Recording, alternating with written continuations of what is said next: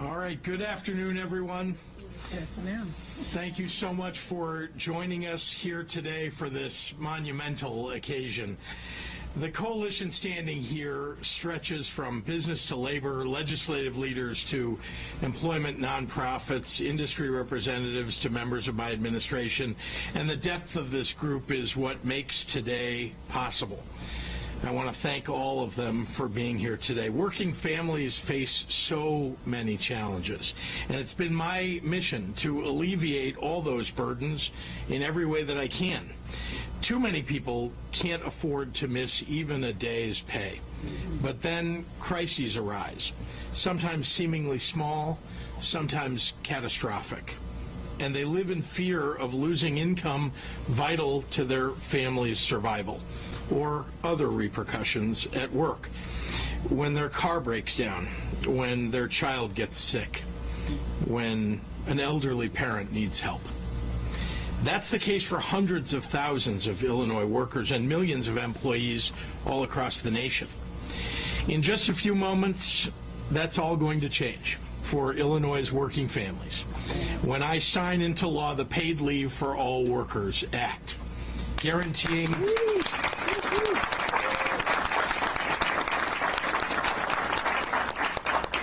It's a law that will guarantee paid time off for Illinois workers starting January 1, 2024. Today, we will become the third state in the nation to require paid time off and the first among the largest states. I'm exceptionally proud that labor and business came together to recognize the value of this requirement to employees and employers alike. I'd especially like to recognize the leadership of Rob Carr of the Illinois Retail Merchants Association, as well as Mark Denzler and of the Illinois Manufacturers Association, represented today by Anissa Muthana, CEO of Pioneer Services Manufacturing in Addison, Illinois. Employers benefit from allowing employees to tend to the urgent personal matters of their lives. Workers' productivity increases, and they often gain greater passion for their job when they can manage the stresses that they face outside of work more easily. Doing what's right for businesses and employees is the balance that we're always looking to advance here in Illinois.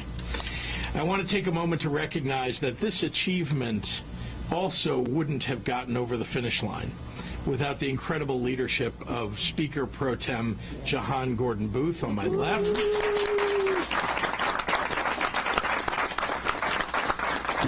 and Majority Leader Kimberly Lightford on my right.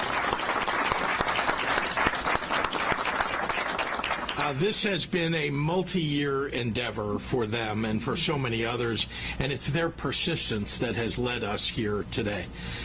There's work ahead, but together we continue to build a state that truly serves as a beacon for families and businesses and good-paying jobs. With that, I'd like to introduce my partner in governance, the world's greatest Lieutenant Governor, Juliana Stratton.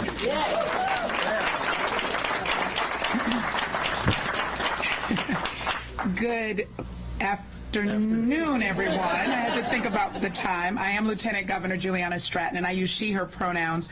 Thank you, Governor Pritzker, for that warm introduction and for always putting the well-being of Illinoisans at the forefront. The governor has already acknowledged the incredible leaders, advocates, men and women of organized labor, business leaders, and elected officials joining us today who every day work for the people. So thank you all for getting us to this monumental moment. But I certainly also want to uplift the chief sponsors of the Paid Leave for All Workers Act, Leader Kimberly Lightford and Speaker Pro Tem Jahan Gordon Booth. It's only fitting It's only fitting, by the way, that during Women's History Month, these two Her Story makers have led this fight to improve the lives of all families, but especially women who are disproportionately responsible for all forms of caregiving. Today, with the signing of this act, we make it clear that we'll continue to be a national leader when it comes to standing up for our working families and letting our working families know that you are not only valuable, talented, and skilled workers, you are also parents, you are support systems, you are neighbors, and you are caregivers. The Paid Leave for All Workers Act guarantees every working Illinois can get time off for any reason, and everyone deserves this peace of mind. And I say this not only as your Lieutenant Governor, but also as a working mom and a former caregiver. I had the privilege of serving as the primary caregiver for my mom, Velma. And for the last 13 years of her life, she lived with me and my family. And in the last 3 years of her life, she was diagnosed with Alzheimer's-related dementia. And I witnessed firsthand the stress that comes with being a caregiver, of having to navigate this new responsibility while I had to manage being a mom to my daughters and having a career. And while I would do it again in a heartbeat if I could, I remember when there were days that it was hard to get out of the house because I had to tend to my mom's needs. And other days I'd make it to the office, but just when I got settled, I'd be called back home to address some sort of unexpected issue or a need to take her to the doctor. All this while my heart was breaking as I watched my mom's condition deteriorate. It was so stressful that most days I felt like I was walking around with a knot in my chest. But I had to work to take care of my family, and I had to make sure my mom was okay as the dementia progressed and she was unable to care for herself. Fortunately, I had the support of my employer, but there are far too many Illinoisans who are put between a rock and a hard place when life happens, and life does happen to all of us. Too many who feel like they have to choose between their job and their loved ones, and honestly, that is a false choice. When you don't have the space to be fully present and attend to someone's needs, it can feel like you don't have room to take a breath. It's not good for your well-being, it's not good for those you care for, and it's certainly not good for the work that you do. So with this act, we're taking the burden off the shoulders of Illinois families and taking another step toward making this state the best in the nation to live and work. We want you to thrive, and so we say to the families of Illinois, we see you, we hear you, and we'll continue to make progress alongside you. Thank you, and with that, I'll now pass it over to a powerful advocate for communities in the General Assembly and an incredible working mom herself, Speaker Pro Tem Jahan Gordon-Booth.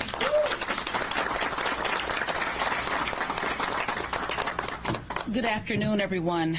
Good afternoon. If I could, I want to lift up some folks. Certainly, Senator Lightford and myself had the distinction and the opportunity to be able to stand here at this podium. But this work, the passage, not just the passage, but the signing of this bill today would not be possible if it weren't for a lot of folks. I want to look to my left, and I want to acknowledge Erica Bland, SEIU Healthcare, who has been an amazing partner in this fight for 4 long but patient years. The women of Women Employed, Sarah Labrady, Wendy Pollock, they are incredible advocates in this space, and frankly we're working on this bill long before I showed up to the table.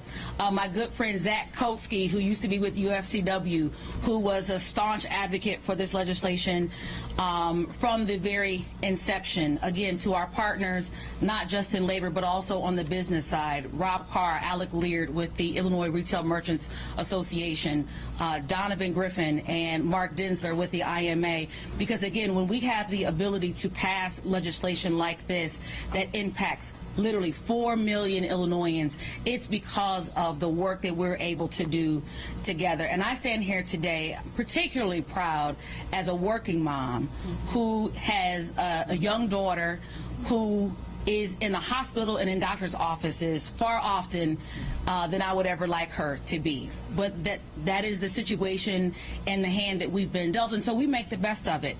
And the reality of it is I feel the luxury to be able to, when I have to pull away, I have the ability to pull away when necessary, and have the presence of mind to know that many of the pressures of life, the high cost of electricity, the high cost of groceries, that I don't have to make the choice between being able to put food on my daughter's table, to being able to put food on the table, being able to cover some of those utility costs, but also being able to be present and to be able to do this thing called adulting in a way that provides dignity.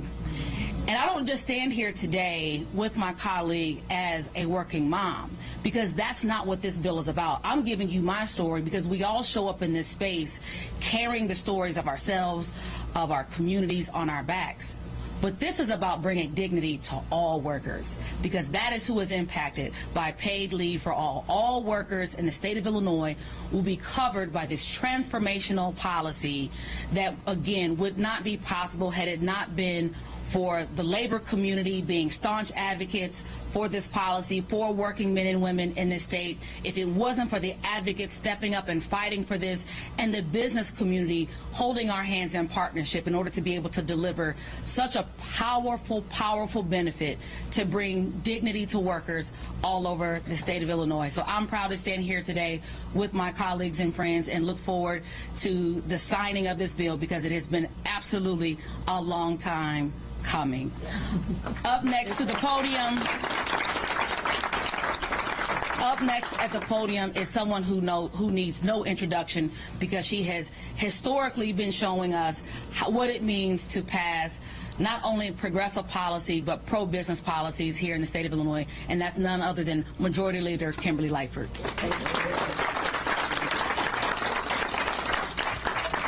Thank you, Speaker Gordon Booth. She's much too generous. You guys really need to know she worked so hard on this initiative. As the governor stated, and many of us have, it changed hands so many times. This is an issue that has been lingering around the General Assembly for far too long. So I'm really glad that it landed in my lap when it came over to the Senate. I know that former Senator Toy Hutchinson carried this bill for a little bit too, so I wanted to make sure I mentioned Toy. But again, thank you to everyone for coming out today to celebrate this monumental piece of legislation. About 4 million workers, as Speaker Jordan just mentioned, in Illinois, do not have access to even a single sick day. So I want to give you a little story, because I want to say that again. Can you imagine people in this state cannot take a sick day without being penalized or losing their pay? Now, let's think about that for just a second. Imagine your child is down with the flu, a bad cold, or even COVID, and you are one of these millions of people. You have to consider, should I leave my child home alone or risk losing my job? Or imagine your car breaks down unexpectedly and you have no way to make it to work. You have to worry about if you'll be able to put food on the table. Let me tell you, ladies and gentlemen, why should a person have to think for just 1 second if they will risk losing their job or losing wages if they stay home to take care of themselves or their loved one? Don't we think that should be a basic human right? Yes. Today I stand before you. Thank you. Basic human right. Today I stand before you to proudly say that in Illinois, thanks to our governor, those worries are no more, thanks to the signing of the Paid Leave for Workers Act. And through this law, we are requiring employees to receive a minimum of 40 hours of paid leave to be used for any reason within a 12-month period. Over the 3/4 of low-wage workers do not have paid sick leave. And unfortunately, Black and Latino people, as well as women, are overrepresented among low-wage workers relative to their share of the total number in the workforce. Too many low-wage workers go to work sick because they cannot afford to take unpaid leave, and then they make everybody else sick, and fear losing their job if they do. That's just simply inhumane. Thanks to this measure, workers have the peace of mind that they can take care of themselves today without worrying about the consequences tomorrow. As I leave the podium, I'd like to thank my colleagues, all of my colleagues that are standing here in the General Assembly, for working just as hard to make sure this came to fruition. I'd like to definitely thank the governor and lieutenant governor. Since we've had them in over the helm of the state, we've passed so much progressive legislation that we'd worked on for decades. So governor and lieutenant governor, thank you so much for supporting this law that affirm workers who need to care for their health care needs or the health care needs of their loved ones are given the much deserved right to do so. And it is a right. Thank you so much.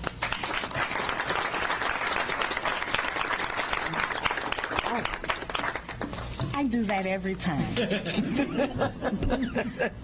Forgive me, Miss Anissa Mutana.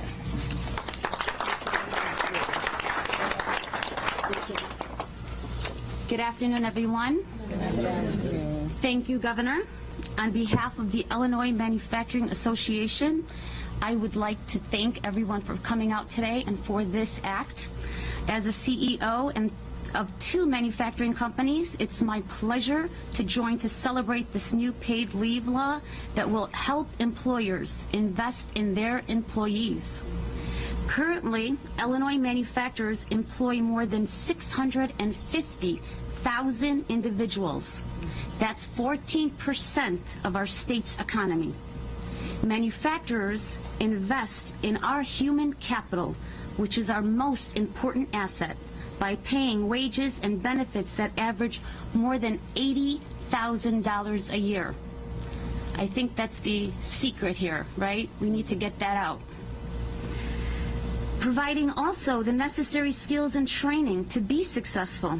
For the record, nationally, more than 94% of manufacturers already provide a paid leave and employer-funded health care. We do it not because we have to.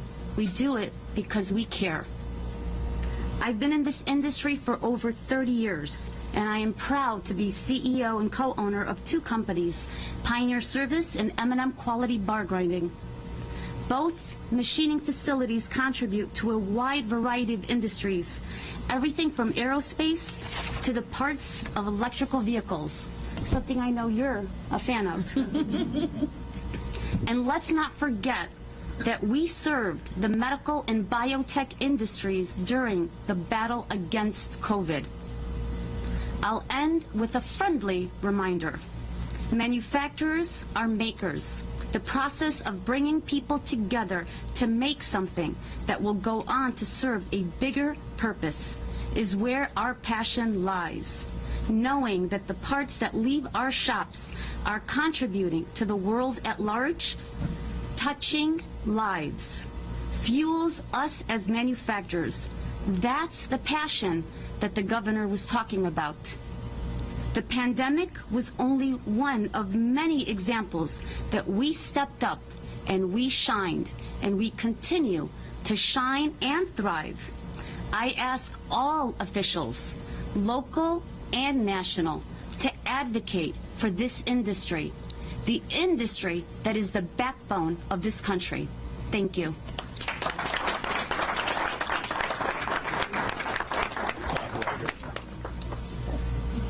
I'm sorry. The next speaker is Bob Reeder. Thank you.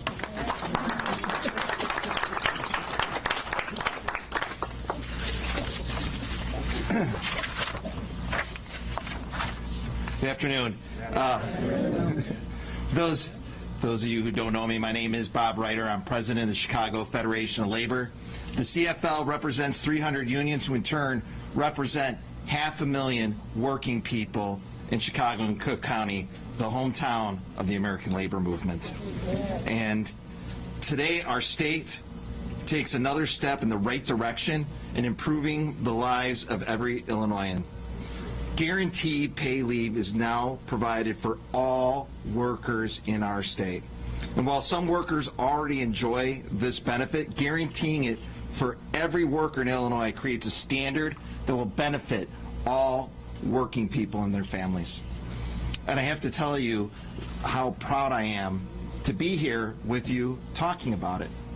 And first, I want to thank our Governor, J.B. Pritzker, and Lieutenant Governor Juliana Stratton, because making sure that you have a pro-worker agenda right off the bat is what helps us get here to a bill signing today.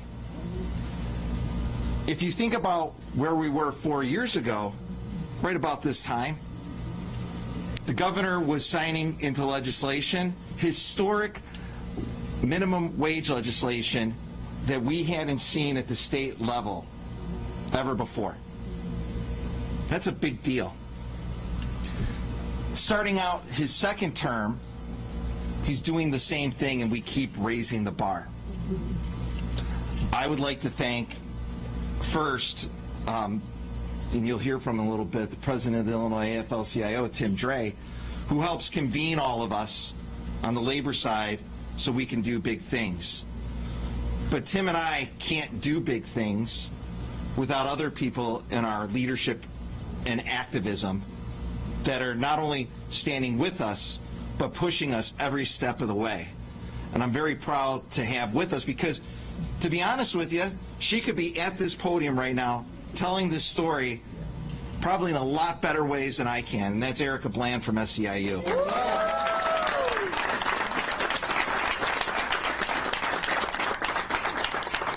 You see, I come from a household that would have benefited from this law.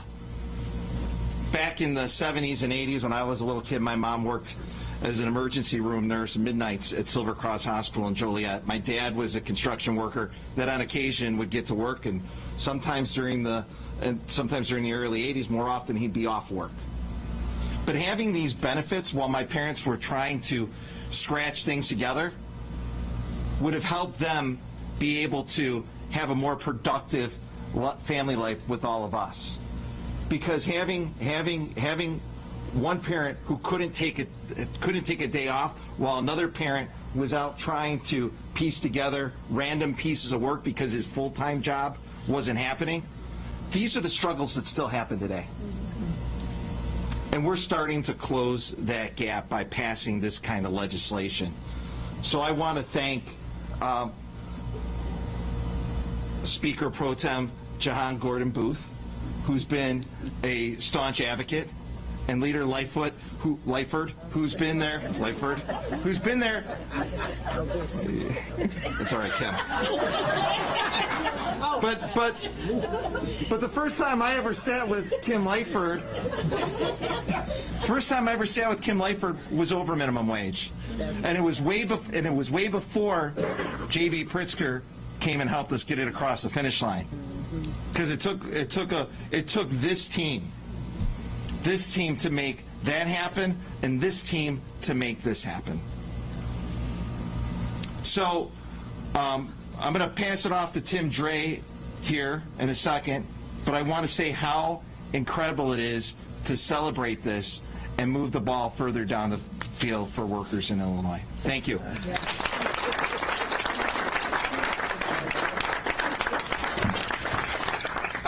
Thank you, Bob. And I want to start out by saying we're talking about parents and things. I had a strong mother, and it took a while, but I finally learned to listen to her. But I got to tell you, when there were many times when these negotiations stalled. I mean, they were dead. This bill dead. Leader Booth, Gordon Booth, but I'd see that on the phone. Get over here. And before I could get over there, Leader Lightford would be saying, get over here. You're going to get this table. We're not going to leave until. So I thank my mother for telling me to listen to strong women. And I'm better up to date for it. Yeah, so thank you.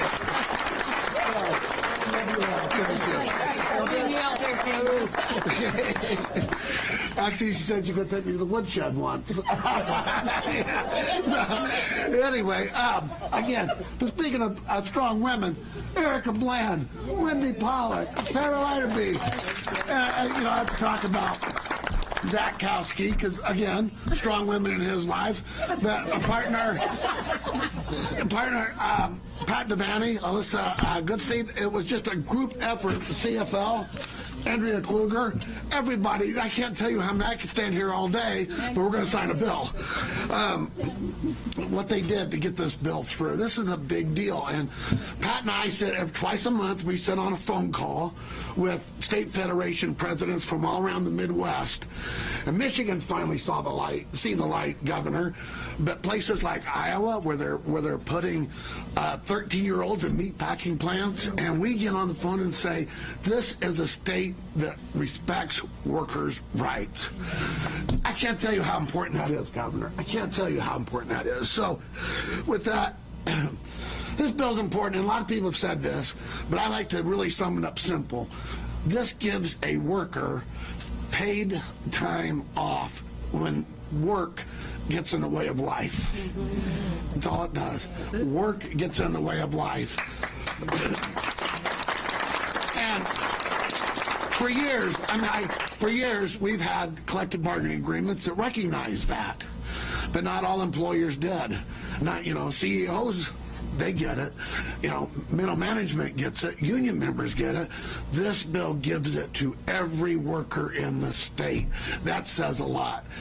And so with that, I know you're all in this room getting ready and you want to start figuring out how you're going to use your paid time off. So with that, Governor, if you would sign that bill, that would be great. Thank you.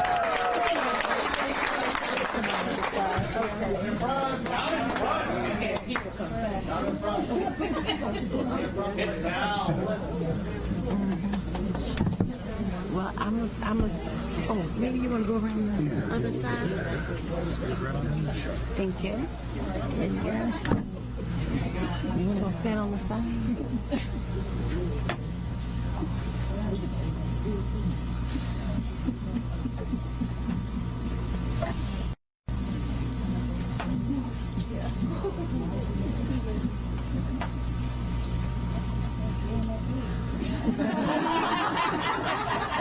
We got fancy. I think fancy things.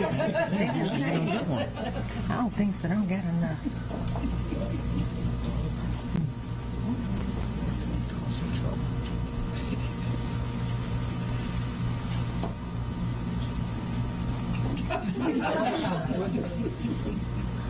Awesome. Awesome. Amen.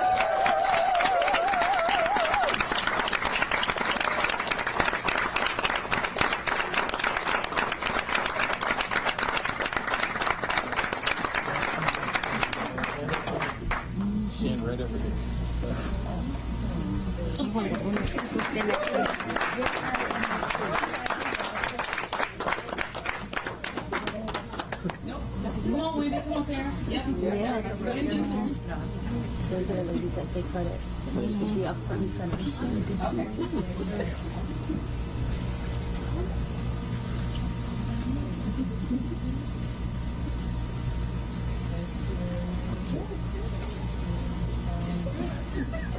I'm smiling like they're taking pictures of me. I did. Someone will get it? Oh, I'm sorry. You okay? Yeah, I'm standing there because I'm Lieutenant Governor.